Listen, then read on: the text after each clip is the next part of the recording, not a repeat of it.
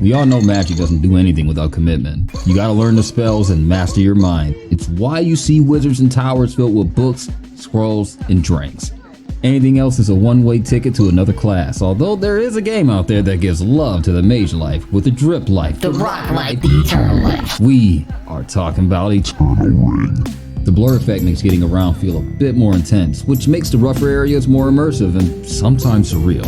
That's okay though, there's only so much here that's hard to like. Some of the music and a few of the sounds are kind of underwhelming, but at least menu navigation is a reminder of the early 2000s featuring dreamlike water dropping in an echo chamber.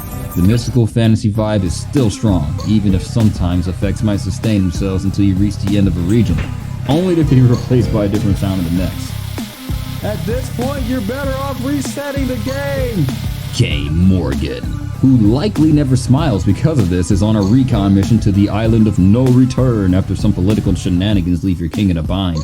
Find the research team, see why they came to a place with monsters, multiple habitats, and at least one dragon, skate on back. It gets deeper pretty quickly from there and doesn't stop ramping up, all the while throwing twists at you using environmental storytelling, oh look at that dragon, and fully voiced dialogue.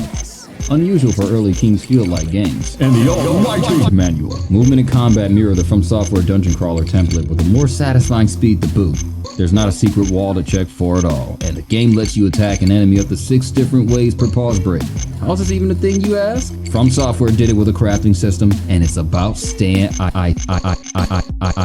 I see. No armor, no chains, just brains, and they all do the stack of things. You enchanted or magic, doesn't matter. Use it for the next spell you crafted. Left side is the top, right side is the way you cast and fires. Levels not a match from whole hour, and still it's a bowl of time. But the attributes mix gems. A ring will come from scratch. 2 rock types mix and match. 5 rings each handstand 10 toes down. Was that a dark ring? Such a system allows you to change your build on the fly, giving you the tools to customize it. In a way, it's like a simplified Shadow Tower. There are special rings you can only pick up that give you passive perks, like being able to see items otherwise invisible, or give someone a 4-piece nugget. Magic isn't your only option to fight with, but it's almost always the best. Your wizard ammo, fine, mana, is replenished by items and defeating enemies however you can. Despite melee weapons being technically capable of more, just look at the Cicada, it deserves its eldenring justice. You can only do thrust attacks with them.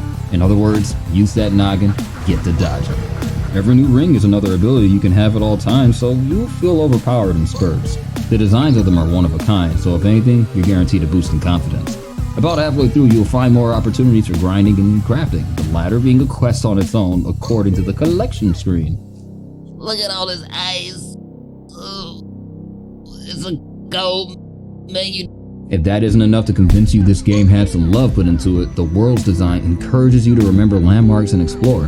Entirely optional areas will burn themselves into your memory with satisfying puzzle rewards and challenging monsters throughout.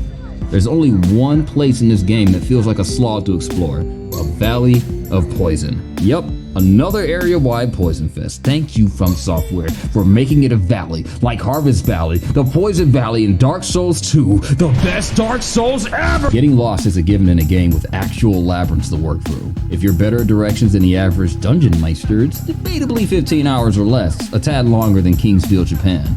After going in blind, you'll be done with at least a basic understanding of the ring crafting system. It won't stay your hand, but invites you to grind to see every bando. Achieving godhood is easy work because of this dynamic. It just takes time. Really, there's enough save points and ring makers to make that the only hurdle. Enemies are usually slain with enough circle strafing and spellcasting. Plus, the only combatants that'll give you serious trouble are more of an endgame problem. Eternal Ring blends classic RPG elements in an unusual but gratifying style. Its controls are simple, you make your own ice, and most of the dungeons are large open areas that even some folk with claustrophobia could wreck. It's creative, pulls you in, and keeps on giving. This game is B-class.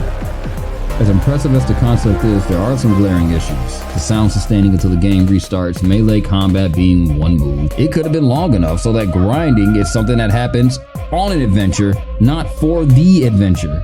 If I had to pick one, this King's Field like could have had a killer new game plus and blah blah blah. It's got the soul, it just needs the polish. Thanks for the internet, love. Special Grade Gaming will review something soon, this time for certain.